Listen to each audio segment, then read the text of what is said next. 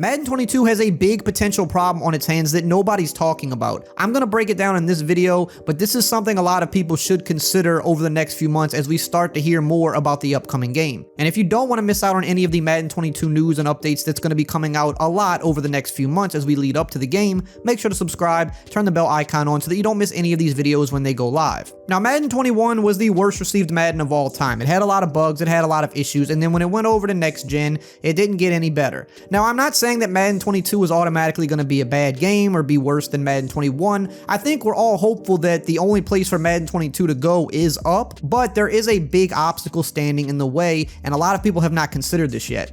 Now, the big thing people have to realize is there's going to be two completely separate Madden 22 games, two completely separate experiences, much like we got with Madden 21. And for those of you that have not played the next gen version, most people that have actually prefer the current gen version, even though the current gen version isn't that good itself. Now, this is nothing new, of course. With sports games over the last few decades, every time the next gen console came out, for the next few years, you got two different versions of the game. But this time around, there's a lot of reasons why this is actually going to make things worse, potentially, instead of better, which it did a lot of times in the past. The first thing here is that typically the next gen version of the game was something that people wanted to play in the past. When they did play it, they couldn't imagine going back to current gen. They were there in the future, they were ready to go forward with the new consoles. Now, yes, there have been some games like a Madden 06, for example. When that went over to the next gen console, it was a very bad experience, but it was ported over pretty late in the year. The next couple of years on that system, the game improved drastically. It wasn't continuing to go in the wrong direction. When you look at Madden when it went from PlayStation 1 to PS2, it was immediately a better experience. And when you look at the console generation before this last one, when it went from PS3 to PS4 or Xbox 360 to Xbox One, people enjoyed the next gen version better. It played a little bit better, it was smoother. Of course, it's always going to look better, and typically there's going to be some new features out the gate that aren't supported on the current gen version. Now, the same thing happened this time around with Madden 21 on next gen. It felt completely different. It was a different experience. The gameplay was smoother. It did have some different features, but nobody liked it. Nobody liked the feel of the game. They didn't like how slowed down it was, how sluggish it was. A lot of people didn't like the interface changes with the playbook because the old system was perfectly fine and people liked the way it worked. Some of the new features that were there didn't really do that much for anybody. It didn't add that much value to the game for them. So most people that actually had the next gen version wound up going back to current gen, myself included. I cannot play next gen Madden. It is just not fun. And you can argue that current gen Madden isn't that much fun either, but it is definitely better to a lot of people than next gen. Just go ask anybody that's played both. But in the past, it was the opposite. People wanted to go to next gen, and the game company moved forward with next gen pretty quickly once the consoles were out. This time around, we have a lot of obstacles in the way. People don't like it, and people can't get the consoles either. But as a company, the focus is going to be on next gen, and that's where one of the first problems comes into play. The advancements, the technology, the power that you get with these next gen systems, that's where more of the time, money, and resources is going to go. Logically, that's what you're going to do. You can actually do more with Madden 22 on next gen than you can do on current gen. But some of the decisions they already made with Madden on next gen for Madden 21 already has people not wanting to play it. And for those who do want to play next gen, they can't get a console anyway. So now we're left in this weird situation where next gen is where the focus and advancements are going to be. That's where these game companies are going. The future is here. That's where they're going to put more of their efforts. They're not going to be focusing on the past. Now, that's not to say that current gen isn't going to get anything new or that they're not going to try to improve upon it. They are. There's going to be a current gen version of the game for the next few years. They're going to add new things to current gen.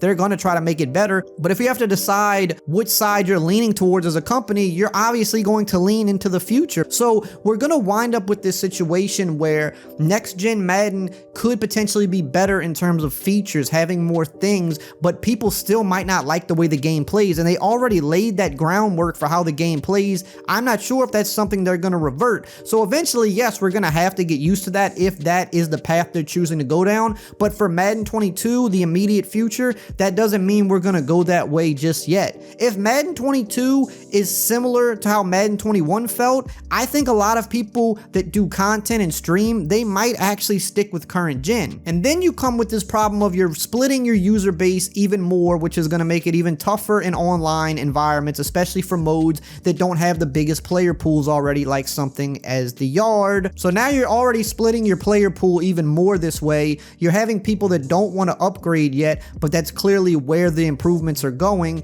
And then you wind up with this problem of having two completely separate games that's going to have their own completely separate problems, which means you can't put all of your attention on the problems of one game. You've got to split it between two games. Then you also have to consider the competitive community. This could even further divide the player base. Now, I know a lot of people say, oh, who cares about the competitive community? But I'm not just talking about the guys that you know that you see on the EA streams, the guys that make it to the top. The competitive community consists of way more people than just that. There's a lot of people trying to make it that far. There's a lot of people trying to get better at the game. Way more people than you could imagine. If they move forward with the tournament scene on next gen, which they've always done in the past, this second version of the game on next gen is where they push the competitive scene. Well, all those people by default have no choice. They have to go to next gen, which again is going to further split up the player base. That also means that more of their focus would be on the next gen problems as opposed to the current gen, where you're going to obviously have more of your player base, because again, a lot of people don't want to go to next gen if it's going to stay similar, and a lot of people simply can't go and won't be able to go anytime soon. So you're going to have a version of the game that's likely going to be getting more advancements by default. It's going to get more money and time put into it, but it's also going to get more dev time post-launch, because that's where the focus is going to be, making that game run smoother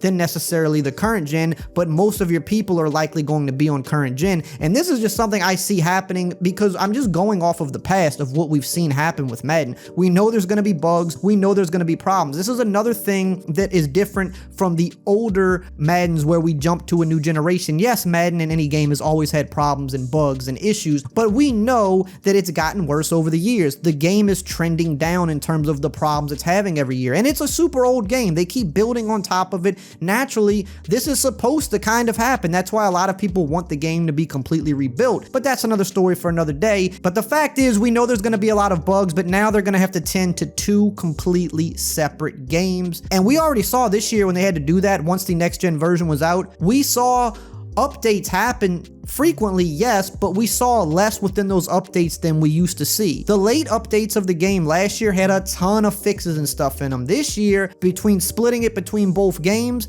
there was not as much happening with the updates. We already saw how they didn't update the playbooks as well, or the superstar abilities, or any of that other stuff that we would typically see. All of that went on the back burner this year, having to tend to two games that play differently and have different problems. So what do you think's going to happen for Madden 22? I think potentially this could be a very big hurdle for the game. While they might add some good new features, we could potentially end up with a worse product just because of the circumstances. I mean, EA has had a lot of problems with Madden over the past few years. They've had plenty of issues with one game. Now you add another game on top of that, I just would see more issues happening. I don't want it to be that way. I hope that it's not that way, but if I'm being realistic, it's something that you need to expect. Now you also have to consider the fact that those advancements on next gen are going to further divide the community, because let's use referees for example, a very small example, but let's use this. They were removed from current gen Madden a couple years ago because of memory issues. When they added the new superstar abilities to the game, when those abilities would be performed in game, the game would lag. So you had to cut something out of the game in order to stop this from happening, and they landed on referees as the option to take them out of the game in order to keep the game running a little bit smoother.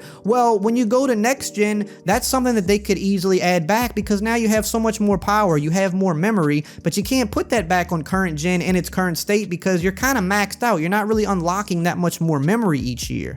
Now that's a very small example, but let's take it up another notch. We know they're doing things with franchise mode this year. They've already talked about it. The next gen version could potentially have more franchise features maybe than the current gen. You look at an Ultimate Team or any of these modes, the yard, they could expand the yard on next gen and make it a completely different experience. Just look at NBA 2K this year. On current gen, they have the online park mode that's been in the game for years. Well, on next gen, they turned it into an entire city. That's not something they could have done on current gen, and even though it flopped and a lot of people, just like with Madden, went back to current gen 2K, that's still two completely different experiences, a park versus an entire city. So look at Madden and think, well, where could they expand Madden on next gen where they couldn't do that on current gen? It's going to further divide the player base, because you have people that don't want to go there and can't go there, but you might have some sections of the community that want some of those advancements or new features that could potentially be there, so they're going to want to move over there, and now you're going to have two games with two separate problems with two completely divided divided fan bases, and they've got to tend to all of this at the same time. And we've seen some of the troubles they've had just doing this with one game